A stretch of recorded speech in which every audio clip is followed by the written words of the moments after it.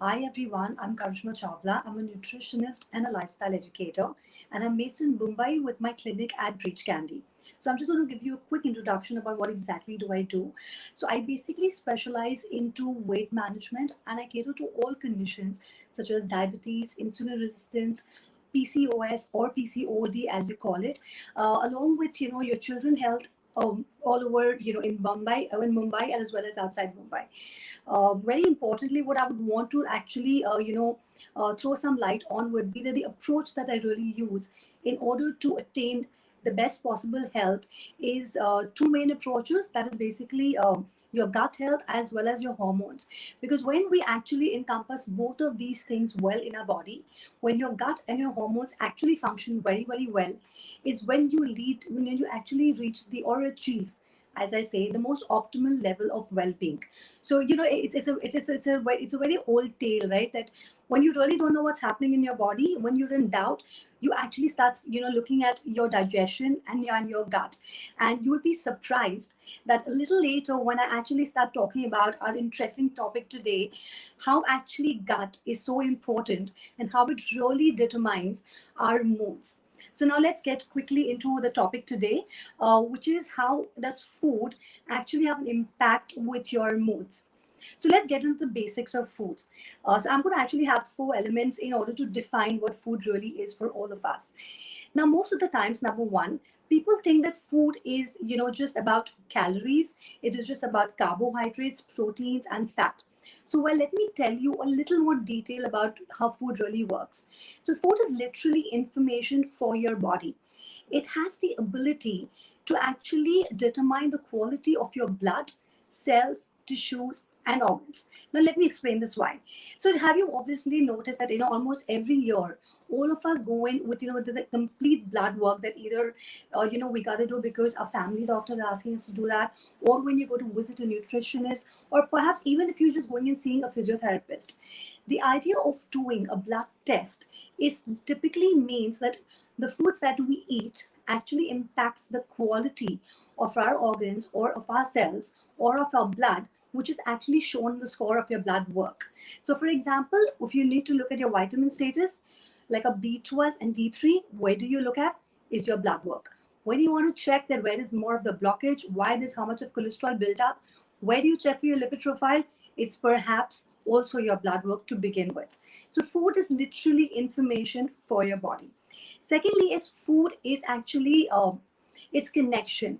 So we are feeling beings, right? So we hold on to everything that actually helps us to connect better, and food does make us feel in a certain way. So I'm going to actually give you a quote from my favorite functional medicine doctor, which was Jeff Blunt. He always says that you are what you absorb. So we're just going to extend that it's not just the foods we eat or the fluids we drink, but it's also the thoughts we think and the feelings we feel. And it's high time that we do understand actually the connection about how food can make us feel. And secondly, food is also like a habit. It's like a behavior pattern. So, for example, when you actually see somebody with a plate of, a rainbow plate, which is just filled with good amount of vegetables, okay, as compared to see somebody eating complete amount of junk food, you would also tend to realize what exactly that person's belief system is.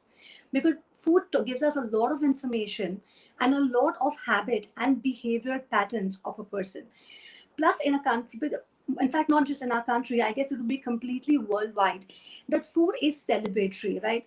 We are technically meeting each other, and especially on celebrations and stuff. How do we connect with each other? Is usually the foods. And a lot of time, we actually enjoy amazing cuisines and exchange our recipes with our family and friends and actually enjoy it. So the problem is not technically the nutritious foods, that probably our country or the roots are really rich about. It's the processed foods that's messed it up, and that's a problem where I think the connection is slightly got contaminated. And maybe by the time we're done with this talk, maybe you would want to change few of those habits. Third very important thing is food is literally medicine. So it actually has the ability to turn off and turn on your genes. It has the ability to control wrist disease. It determines your lifespan, the quality of your lifespan, and as well as your metabolism. So actually, food is medicine. So a lot of people would tell me, you know what, but I have cholesterol. Just can I just take those pills, right? So I'm not against any pills. In fact, I think our doctors are doing a fantastic job. But I would want you to sit down and ponder that would you be okay in taking those pills and actually eliminating the entire diet that is necessary for the cholesterol to be in check, because food is literally our medicine. Now let's extend this to the last element, that's the fourth element, which is food is our mood. Now why do you really think we eat food? Of course we eat food because we need to live and we need to move about and use it for energy. But what actually makes us think why do we choose a particular food is because that has an impact on the way we feel, on our moods, and that actually is capable of deciding the acts that actually we're going to move about. So for example, if you are messed up and you're not feeling too good and you've taken a wrong food, you probably would make a worse decision and forget the whole idea of even thinking more sensibly. So now let me actually give you a few examples how you could start relating food the way you behave or act. So the first very important thing would be something like your stress. So what exactly do you do when you're stressed, or what everybody, all of us do? I mean, just right now, just go back 3 seconds. We have 3 seconds before I start talking, and quickly try to understand what is the first food that I pick up when I am stressed. So the usual answer would be it could be chocolates, it could be dried fruits because they're also high in sugar, it could be your cookies, could be your pastries, could be your ice cream, any of these. Now, do you ever wonder why do you do that? Okay, so let me give you two simple reasons. Firstly, when we are stressed, what exactly is happening in our body?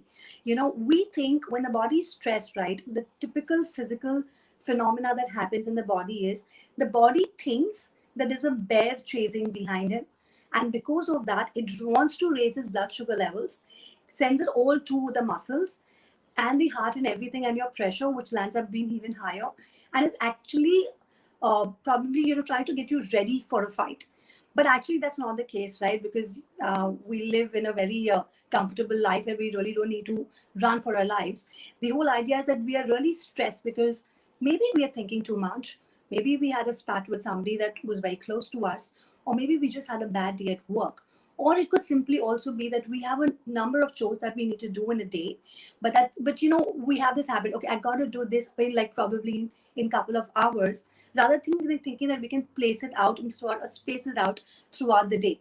So that's the reason when that extra blood sugar, extra cortisol that releases, it actually leads to unwanted body fat percentage. So why do we look at sugar? Why do we technically go to sugar most of the times? Is because when you eat sugar, it actually stimulates the reward center in your brain, which makes you feel good.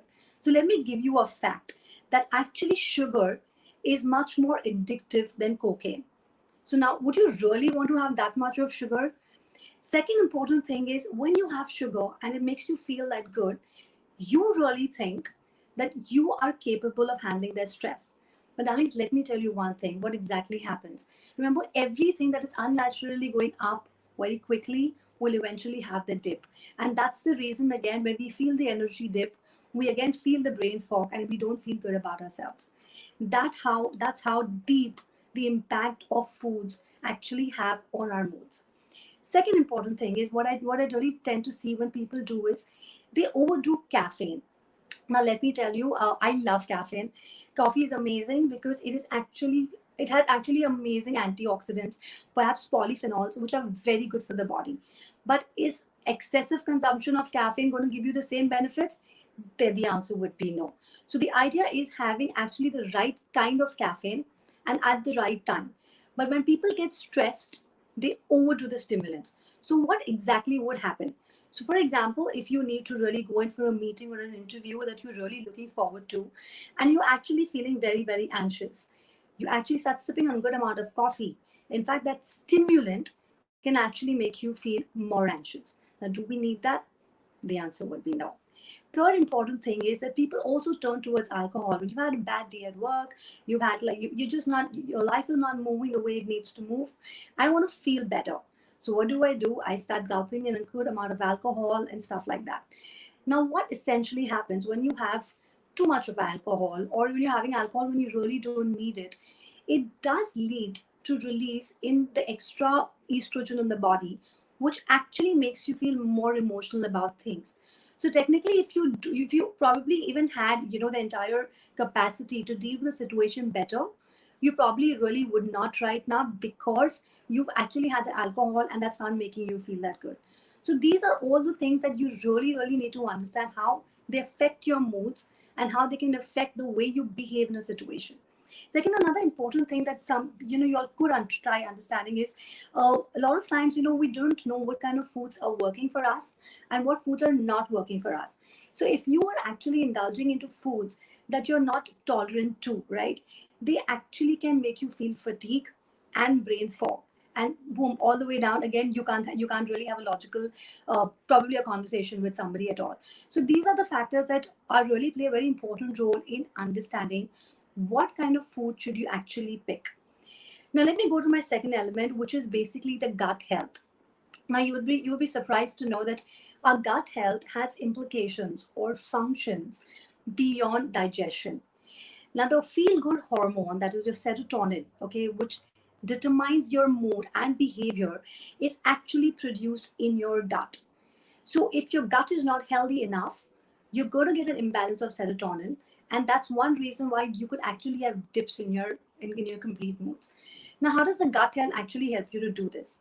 So again, I call them our best friends. They are our gut bacteria, and the right kind of population of the bacteria that live in your gut actually determine the amount of serotonin the body should produce in order for you to feel good. So let me give you one more simple example. Maybe you could relate to this even better. Have you ever noticed, when your tummy isn't feeling that good, it's feeling a little iffy, and or probably you're having diarrhea or constipation, you tend to feel a little cranky, you get social withdrawals, or you also tend to feel like, I'm just not feeling very good to take a decision. So that's where your gut feeling comes from, that entire statement, because right now you don't feel very good in your tummy, and that's why your gut feeling is gone for a toss. So actually, your serotonin production is very, very necessary for you to determine better moods in order to have that gut feeling. It just doesn't stop there. There's something called a vagus nerve. All right, now that's basically extending right from your brain up to your intestines, your bowels, basically, and it extends to your different organs of the body. So what exactly does it do? It is responsible in the gut brain access pathway, what the two and fourth of the emotions is basically directed by this vagal nerve. So if this will vagal nerve is not feeling good, that is not happening. Again, something very simple that you could relate to would be, you ever notice those butterflies in your stomach? Yeah, the phenomena between the butterflies in your stomach actually comes from the actual functioning of your vagal tone. So what do we do in order to make this tone work very well? So firstly, drop the excessive consumption of alcohol, spicy foods, and as well as packaged foods. They're a complete no-no. And the whole idea is to actually eat real foods, because they are our friends and not really the packaged foods. The other things that you could do in order to enhance the functioning of your vagal nerve could be your deep breathing, or your yoga exercises, especially the one, the gentle backwards, acupuncture. And this one is very, very simple. Anything that makes you happy. Please do anything that makes you the most happy. I've realized that people do not even know or realize what really makes them feel happy. So this is something that I would encourage everyone to do. You know how we have a gratitude journaling in the night, where we write down three things that we're grateful about, because that's what multiplies in our life and that's what gives us the good fortune. You could actually sit every day and write down that one thing that makes you feel happy, and you'll have a list of it. By the time you're done with 30 days, pick it up and behave in a certain way that makes you feel happy. The whole idea of act as if it is really happening. The more happy you feel, the happier your gut bacteria is, the happier your gut health is, the better production of all the hormones and the neurotransmitters, and then it's a happier you. So that's what happens with your gut. Now, let's also understand what are the kind of foods that you could actually feed your gut with. So, first, very importantly, is your fermented vegetables. So, we actually go back again to our roots where, our grandparents made this fermented vegetables, like your carrots, cucumber, cabbage, cauliflower. Now the fancy word for your cabbage today is the sauerkraut. So a lot of people tell me, "Oh, you're talking about sauerkraut?" I said, "Yeah, that's just a fancy word of something that's actually been rooted in our culture for a very, very long time." And they actually make better pickles because we don't need oil in them. All we need is your glass mason jars. We need your vegetables to ferment, a little bit of herbs, and a little bit of salt. That's all that we require. And it's also a good way that, we can, when you ferment these vegetables and you keep them, it's a good way to store your vegetables and have these during your lunch and dinner. The second important thing is, we got to understand this, right? That we require food to eat. Similarly, those are such as also our gut bacteria. So the fiber that we do not digest are actually digested by the gut bacteria, and they're actually making a lot of vitamins like your B vitamins, C vitamins, and many other immune regulating substances which are important for our well-being. So again, to emphasize, your B vitamins, especially your B6 and your B12, actually again help you or probably elevate your moods. So it would really make sense that you actually eat your fermented vegetables and at the same time feed them well with the foods that they require. So the few examples would be your whole grain foods, like your oat bran, barley, amaranth, millet. You could again have high fiber fruits and vegetables. Specifically, you have bananas, you have avocado, onion, garlic, Jerusalem artichoke, asparagus. All of them are your prebiotic foods. In fact, your brown rice is also prebiotic again. So just try ensuring that you eat these on a regular basis, because the happier your gut bacteria, the better your mood would be. I can't just stop emphasizing on how this really, really can affect our moods. Now, what shouldn't we do in terms of are ensuring that our gut bacteria are happy is check that you have any intolerances with the gut irritants that I'm just about to say. So those are basically your sugar again, packaged foods, corn, soy, gluten, and dairy. Now, as soon as that people dairy, they are like, "Oh my God, I am used to my protein shakes. I'm used to my whey protein. What am I going to do?" But, the thing is that we got to need to understand, if you land up drinking or eating something that doesn't work for you, it'll actually lead to a lot of food allergies, brain fog, and completely a dip in your moods. So, as much as, okay, when you are used to that whole whey protein, the good part is that we also have another something like a vegan protein. So that is made of your brown rice, it's made up of your peas, hemp seeds, all of them, and sometimes it's a combination of all of that. So don't worry, you would still get in all your nutrients without taking the dairy for a while, and then you can see what you can do once you feel better.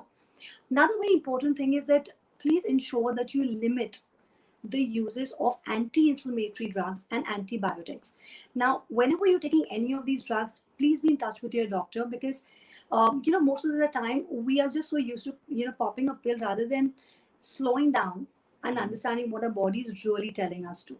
Maybe your body just is asking you for a 1 hour more rest in a particular day, or maybe the body is asking you to socially connect with a friend that you haven't connected for a very long time, but we are not listening to that, and what we're really doing is we're just popping a pill and then we're doing whatever else that we need to. So importantly, remember, both of these drugs can actually have a negative impact on your gut. There's something that we do not want to. The other two things to actually be sure about is to again avoid or limit would be your artificial sweeteners. They have an ability to alter your gut bacteria and also induce glucose intolerance. So that's when all blood sugar levels go high and low. And again, you have your moods that are high, and again, there are moods that are low. So it's again something that we could check on. And lastly, it is your heavy meat intake, because the bacteria that's found in your gut with the consumption of the meat intake are the ones that actually lead to inflammation. And remember, when your body is inflamed, there is weight gain, there could be a lot of food allergies. It can also be lead to brain fog and your mood dips, not something that we truly want. Another two things that I would love to add, in order to heal your gut lining, because sometimes we don't even realize that we've had an issue with our gut, would be again turmeric. Turmeric is completely a potent anti-inflammatory ingredient. Luckily in India, we completely use it in every meal. So please ensure that you're actually using them regularly. You could also ensure that you could try taking it with 1 teaspoon of coconut oil and little turmeric in it and a little bit of black pepper for better absorption. So maybe you could do this in the first thing in the morning, so you know that you're done with a good amount of quota of the turmeric in the day. Another important drink that can actually help would be glutamine. So that actually helps you with the cells of the gut lining.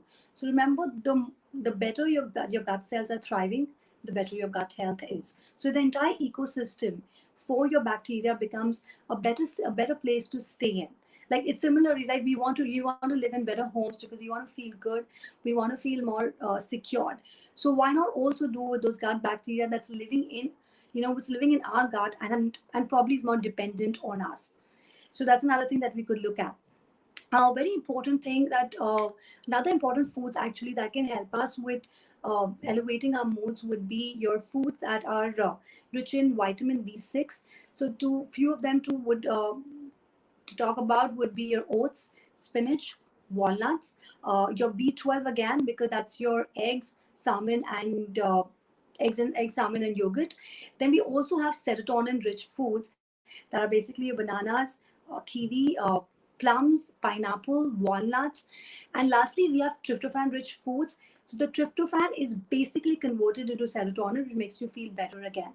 So you just have to ensure that you have a good amount of these foods. Sorry, your tryptophan foods would be your walnuts again, with some amount of fish, chicken, eggs, oats, and a good amount of oil seeds like your pumpkin seeds, sesame seeds, and so on. So I'll give you a simple tip, right? When it comes to your fruits and vegetables, it's difficult to understand, which fruit or which vegetable is high in this and low in this. So what I would really suggest is that when it comes to your plate, eat a rainbow of plate, and ensure that half your plate is basically, filled with good colorful vegetables in the form of cooked vegetables or your salads, because we know that they are filled with phytonutrients, which actually make your gut very very happy.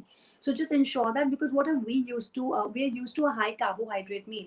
So what does your ideal microplate actually look like? It should be like half of it should be with your vegetables, palm size, which is technically your protein when it comes from your dairy, your fish, chicken, or your legumes and beans. And then you have one portion of your carbohydrates that basically come from, and try picking at that more from whole grains like amaranth, brown rice, all of them. So the whole idea is that you ensure that you're not overdoing one food and completely ignoring the fruits and the vegetables. Another tip that I could give you is that the ideal fruits and vegetables, like the consumption, that fiber that we require for the gut or the phytonutrients, would be anywhere between 8 to 11 servings. So you actually could have like 2 fruits or 2 vegetable smoothies. To make it simple, you can combine them in the morning, so you're done with just drinking 2 of them. When I say fruits and vegetable smoothies, it's important to realize that I'm talking about one fruit in a vegetable smoothie and not all of it. So that's very important, because we do not want fruit juices because they lead to high sugar levels. And now we do know what sugar does to our body and to our moods specifically. So that, and then you can also have like 2 bowls of vegetables and salads throughout the day. So it becomes an easy way. In fact, trust me, if you actually stick to this and good amount of water, you yourself will feel so much full of vitality that you really won't, your moods will be so much more better, that you will really not look in for any of the processed foods, packaged foods, sugars, or anything that we really don't want, which could give us a mood dip. Okay, so that leaves me to, I've already covered up the gut health. I've covered up the stress component of eating the wrong foods, as well as some foods that actually can make you feel better.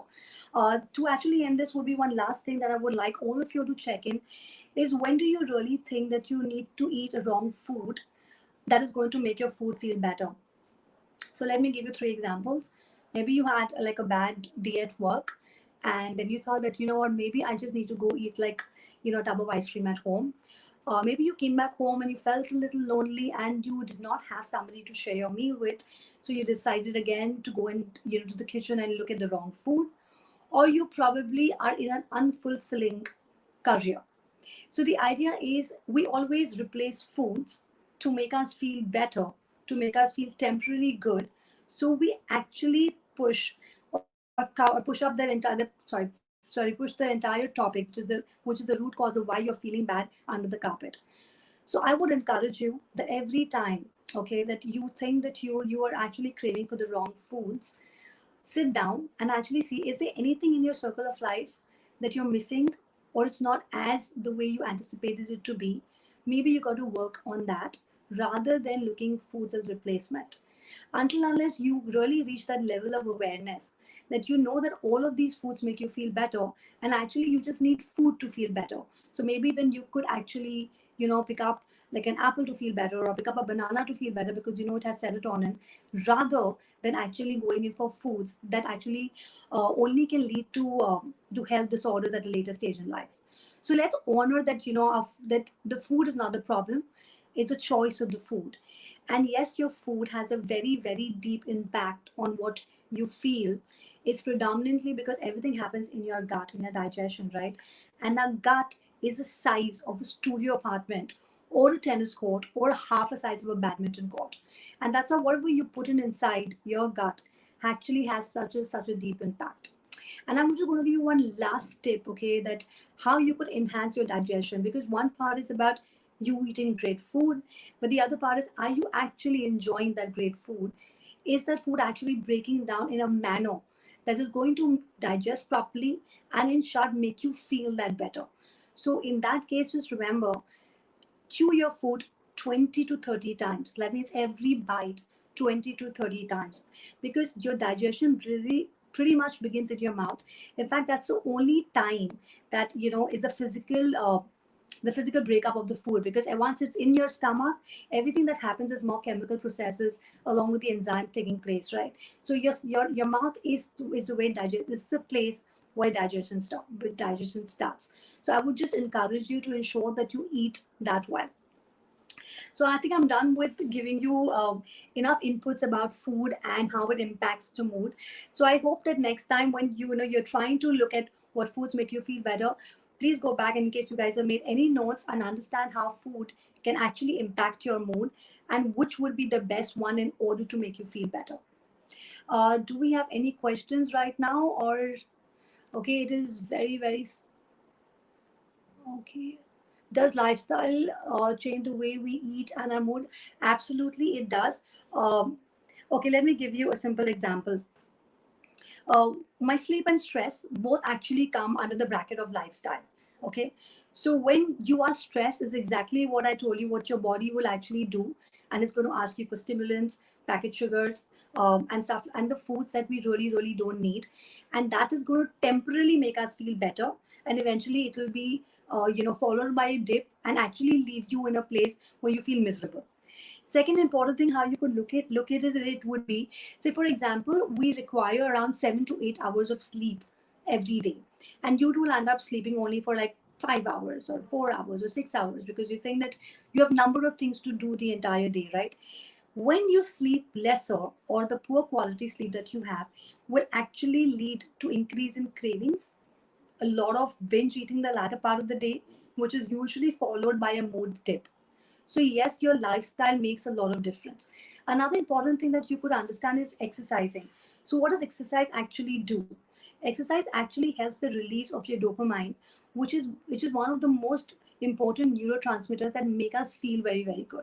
Like, so I have a lot of people who come to me and tell me, you know what, I've had a very, very bad day, and you know what, can I just go and cheat right now, and binge on the kind of food that I haven't had for a month? And all I ask them is, can you all just firstly go for a 45 minutes of a run to the gym, or completely connect to the nature in the park, and before you decide to go to that?